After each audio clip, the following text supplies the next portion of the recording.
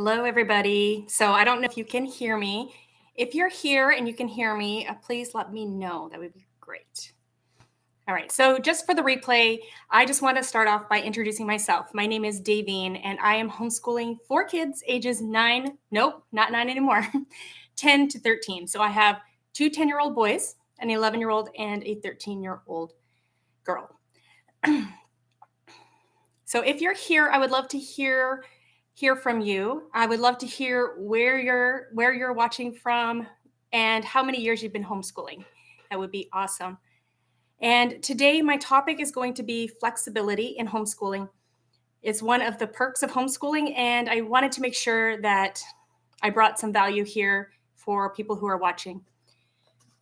I apologize, my room seems quite dark. Let me see if closing the blinds here will help with that.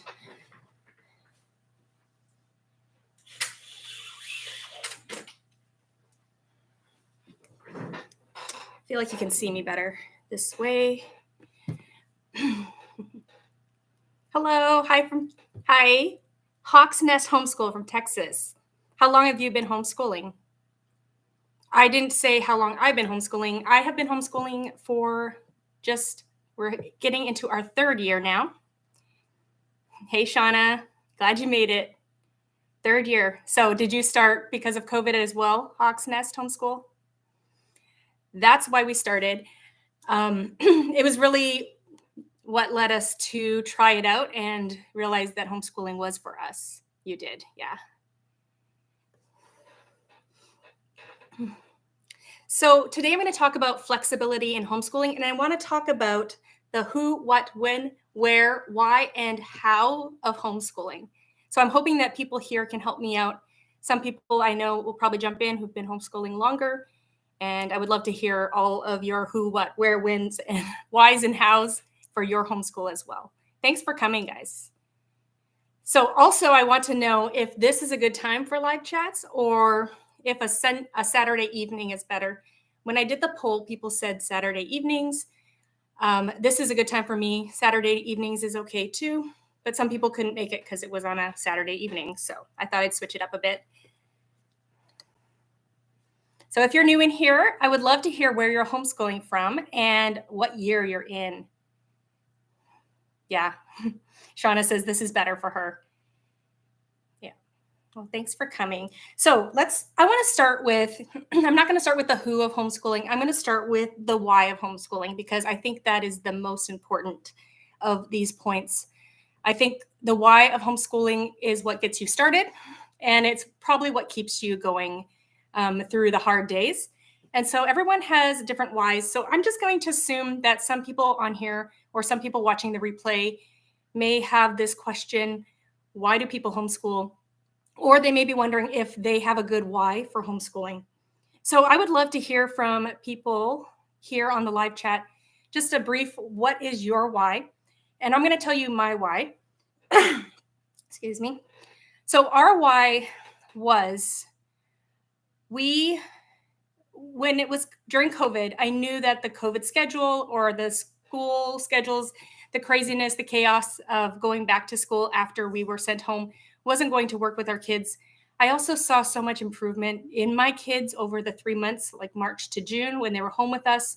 And I was homeschooling, not technically, we were still in public school, but I basically was teaching them the way I felt like I wanted to teach them. And I saw so much improvement. I have 4 kids, and I have 2 have pretty severe ADHD, and 1 has autism. And then I have 1 who just excels, does things very easily. Most things are not a challenge for her. So with those 4 kids, I could see, first of all, for the one that does things very easily, she has so much free time now to pursue her interests. She's super artistic, super creative. She has so much time to pursue those things. And I feel like it will be such a great way for her to, when she gets into adulthood, to slowly move into what she wants to do as a homeschooler. For my kids with ADHD, I feel like I can push them a lot more than their teachers could. I feel like one was checked out at school. One was checked out unless she was in her small group. She wasn't really, she's just trying to hide and not really be seen. And the other one was Mr. Social, talking all the time. So he was super distracted. And then my child with autism, he really struggled in school. I think it was overstimulating for him. And so he did not do a lot of academics at school. They had to really do a lot of rewards for him. And I don't think it was consistent enough. And yeah, so that is our why. Some other people's whys might be in the past, one of the big whys used to be religious, for religious reasons, to teach your children what you think they should know. And that is a huge why for us as well. I feel like we didn't have enough time to have all the conversations I want to have with my kids before they're adults. Hi, Lori, welcome. Where are you homeschooling from? And how long have you been homeschooling? Thanks for coming. Yeah, so we're just talking about our whys. If anyone wants to put in the chat their why. I was homeschooled from first grade to 11th grade.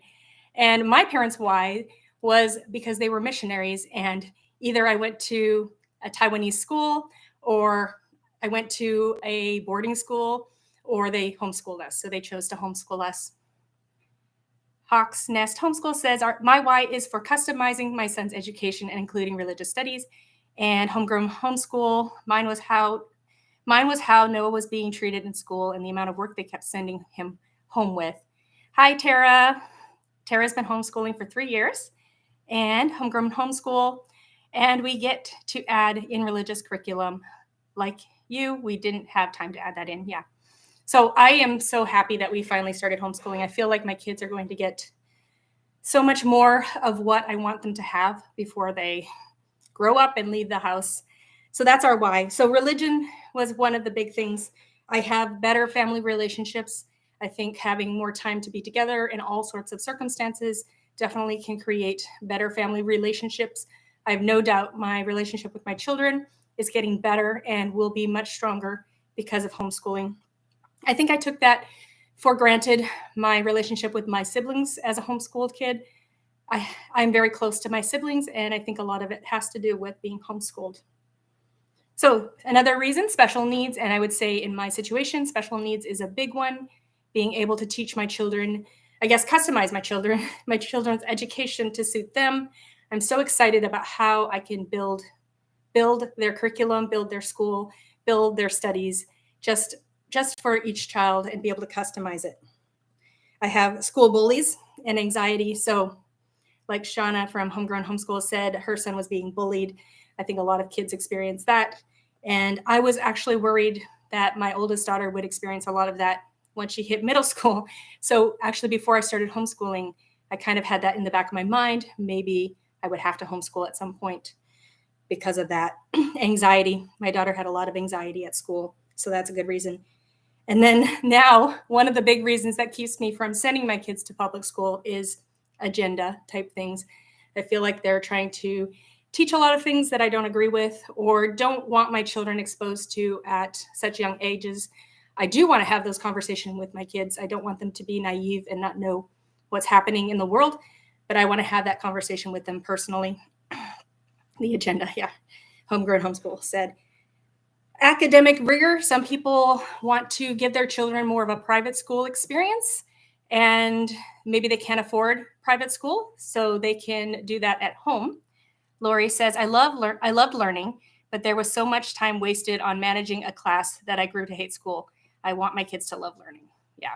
Yeah. That's what I asked my middle daughter, who is one that excels. I'm like, what did you do in school? I know each subject's like 50 minutes and you probably finished in 10.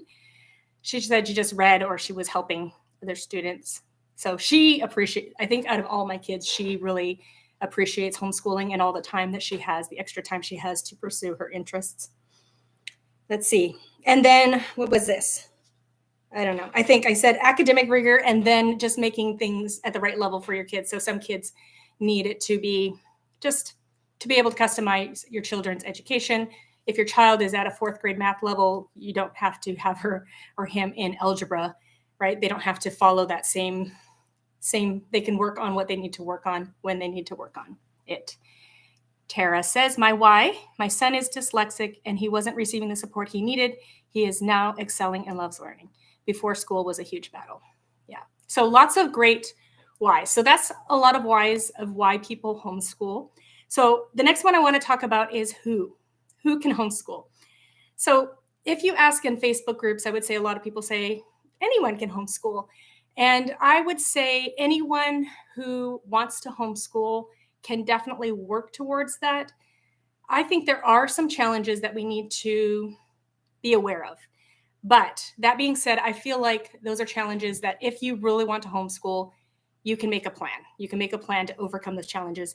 So, obviously, homeschooling will be probably the easiest for parents, for a two-parent family, one that works and brings home enough to support the other who can homeschool. That is the easiest scenario. And that is doesn't mean that there aren't sacrifices. It doesn't mean that it's easy. A lot of families do have to make adjustments and just live on less in order to make this very valuable experience happen. Um, Another way is having a parent who works outside, and then you, as a homeschool parent, can bring in a little bit of money from doing part-time work.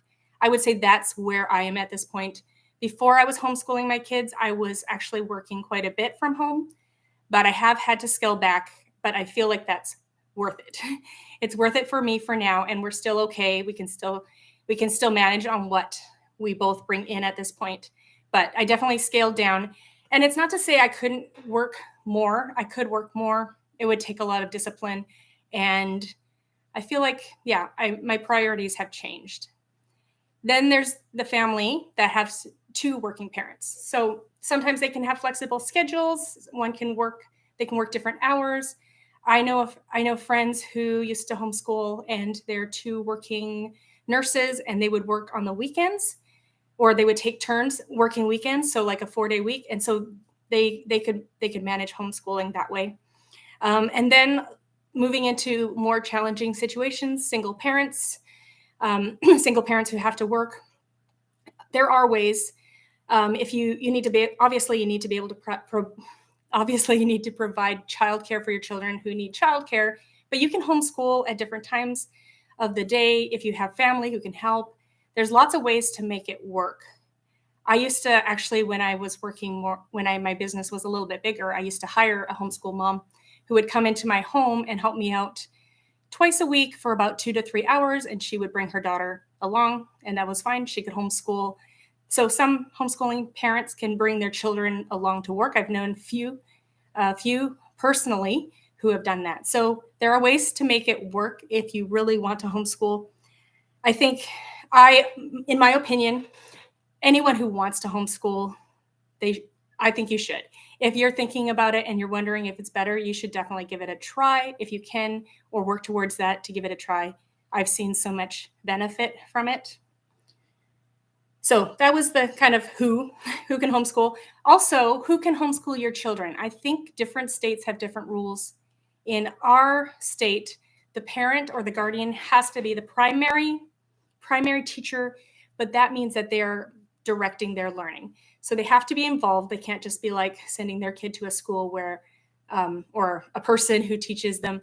They have to be involved in planning out the curriculum, but you can have like out school classes, you can do online classes, you can do some classes within the community. So you're in charge of how your student is learning. So what? The what of homeschooling. Here I have different homeschooling styles. So one of the benefits and flexibilities of being a homeschooling is you have so many different ways that you can educate your kids. If I had to ask you guys here in the chat, what is your homeschooling style, or do you have a mix? I would say our homeschooling style, I think most people end up being eclectic, Charlotte Mason inspired, but a bit eclectic. I like to do different things. And Tara says, and you can adapt and change as needed. Yes. Yeah, you can change you don't have to have one curriculum, one homeschooling style. Different seasons, you might do things differently. There's so many different homeschool curriculums, some great homeschool curriculums out there. And I'll link in the description box below if you're looking for homeschool curriculum, if you're new and you're not sure where to look. I have a series on homeschooling curriculum. So I'll link the playlist below and you can check that out if you're wondering what are some options? Hawk's Nest Homeschool. Our style is a mix of classical and eclectic. And Lori says Charlotte Mason with some classical thrown in. Yeah, I would say it's hard. Yeah, I like to use the Charlotte Mason method in teaching, but I use different types of curriculum. So, like, I would say some traditional, a lot of literature based things. And I do try to use living books as much as possible. I do run away from textbooks quite a bit. Homegrown homeschools were a mix of Charlotte Mason and eclectic. Yeah, so there's so many different ways to homeschool. Another way is unschooling, and a lot of people choose that. I think there's a lot of misconceptions about unschooling. People just think that means they don't educate their children. Actually, I remember listening to a conversation. I was at a laundromat because I think our washer or dryer had broken down, and I was at a laundromat. This was before I had kids, or maybe I just had one, and someone was talking about unschooling, and I was just kind of in my mind, I was rolling my eyes saying, oh yeah, okay, that means you just don't teach your kids. But I think unschooling parents are very intentional in trying to find educational opportunities in real life. They present their children with options, and they try to figure out what their child is interested in, and they try to help them pursue those interests. And as they pursue their interests, they learn what they need to learn. I think there's a lot of value in that. I am not an unschooler by any means, but I do see that the value in that, and I do try to make sure I have those opportunities for my kids as well. But I feel like not all kids are suited to unschooling.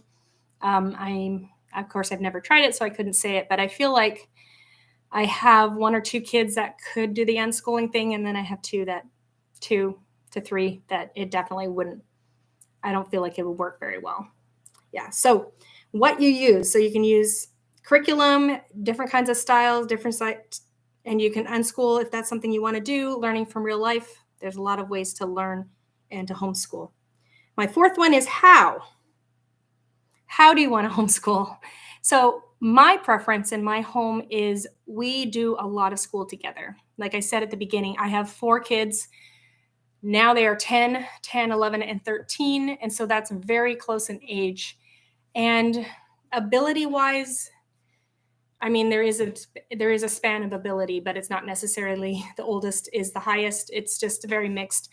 And for us, homeschooling a lot together really works. My kids enjoy it. I enjoy it. They are learning a lot as a group. So we do at least half of our day together, and I just do as much as I can together. And then as far as independent work, then I can just adjust their curriculum based on their needs.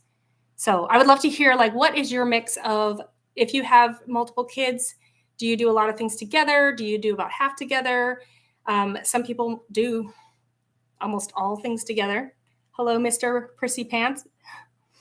Yeah. So what percentage do you have your kids working on their own? Some families really like having their children be more independent. So, and especially as they get older, they work on that independence. And we definitely have some element of independence. But my goal is actually, by high school, my goal is not to have my child completely independently working on their stuff. As much as possible, I still want to do history and science together as much as possible. Hawk's Nest Homeschool. I just school my youngest son, so everything is independent. Yeah. But you're working with them, so it's not necessarily independent. And yeah, how much do they do completely on their own, and how much do they need your help with? That varies as well from age to age. So some people try to get their kids like super independent by high school, and I see the value in that, but I don't think it's necessary. I don't think it's completely necessary for them to do everything on their own. But if that's something you need to do, if you're a working parent and that is valuable or important in your home, definitely it can be done. Tara says, I only have 1 child, which I think has its own challenges. The independence thing is lacking. Yeah, I can see that. Hawk's Nest Homeschool. It's about half and half, mom-led, half totally independent. And I think that's a good mix. Yeah, with 1 child, I remember when I had 1 child, and it was very, it's a different challenge for sure. You have to find opportunities for them to learn how to be independent. You have to find more opportunities for them to be social. With 4 kids, we still do a lot of stuff outside of the home, but they always do have someone to play with at home, and it's not me. So I totally get that challenge. Yeah. So how you want to do it. Yeah. So I am really excited about how much I can still be involved as they are in high school. Of course, my kids are not in high school yet, so I don't know what it's going to be like. Every year, I ask my kids, especially my older two, how much they want to be doing stuff together and how much they want to do independently. As a homeschooled kid myself, my high school years were kind of lonely, and it was sort of circumstantial. When I was in high school, I was in Taiwan. My Taiwanese friends were in school 6 days a week, didn't see them very much. And there weren't other missionary kids around my age around during my high school years. So it was very lonely. And I did do most of my school on my own. And I don't want that experience for my kids. I don't think it will happen, but it's something I want to avoid. Yeah. Okay. So that's the how. When can you homeschool? So you can be as flexible as you want. I like to do most of it in the morning because that is when my brain is the freshest. That's when my kids' brains are the freshest. But if you're a working parent or you have a different schedule, some people do it in the evenings, some people do it in the afternoons, some people do it on the weekends. You don't have to be working on homeschool 5 days a week, and it doesn't have to be Monday through Friday. Your kids are learning all the time. So whether you're doing schoolwork with them or not, they will be learning wherever they are. So you don't have to do 5 days a week. It can be very flexible. It can be evenings, weekends, afternoons, if that works better for you. So that's another flexibility of homeschooling. Really, it can go with your life and how your life is. Tara says it helps not to tie your curriculum directly to the calendar. Yes, so you're not planning everything through the year, what you're going to be doing. Yes, to be flexible. Yeah, I didn't talk about that curriculum and being flexible with your curriculum. If you're new to homeschooling, you might have to try it before, but don't plan out your whole year and say what you're going to be doing each day. Like maybe plan out what you're going to do in a subject, but be flexible about when you do that thing, right? You don't want to feel like super behind. I feel like my curriculum does not line up with the school year. And that's another thing, the when, right? We talk about when. When can you do it? Anytime, right? But we can also do it. You can follow a traditional school schedule. You can follow a year-round schedule. You cannot have a schedule at all. You just do homeschool on the days you want to do homeschool, and you take off when you need to take off. Hawk's Nest Homeschool, we plan a week at a time. I always, especially independent work, the week before, I plan out what my kids are going to be doing, because that way, if you're having a visitor on a certain day or something comes up, you can change that, right? So one thing that I put into my schedule this year that has helped so far, we have only been doing homeschool a few weeks, but I have enforced, and I have to do this because I'm always tempted to homeschool. Like I'm more one, even when I'm tired, I will do homeschool if it's planned. So I have to intentionally take off some time. So I decided, because I have a lot of stuff with my small businesses that I have to do at the beginning of the year. So I decided that every Monday and Tuesday, first Monday and Tuesday of every month, I am taking 2 days off. And even Saturday, when I knew this was coming, I was like, oh, do I really need to take that off? I can get a lot done on the weekend. I don't need to take 2 days off. But all Monday, I was busy working on things I needed to do. And then Tuesday, I'm still working on things I needed to do. And I would love to get to the point where I don't feel like there's stuff I need to do, but I don't feel like I'm going to get there. So that's one thing that I've done to help avoid burnout, to help just make sure that I take the time I need to look at the things that I'm not looking at on a daily basis. I know some people take December off. I know some people do the 4 weeks on, 1 week off, or 6 weeks on, 1 week off. That was something I was attempting to do, but I feel like it wasn't regular enough. And like I said, I'm always like taking a whole week off is really hard for me. And so I'd be tempted to just take off 2 days or something. So this way I'm taking 2 days off at the time I really need it every single month. And so that's a way to be flexible. And then we do a semi year-round homeschool.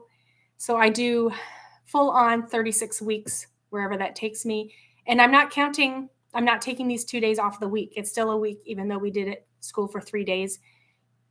We are going to learn what we need to learn in the year.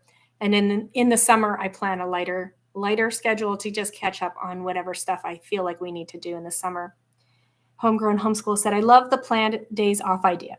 We have our 4-day school week, but I still feel behind some days on normal life things outside of homeschool. Yeah. So I feel like one of the benefits of the 2 days off is that it's not expected. It's not part of my everyday routine.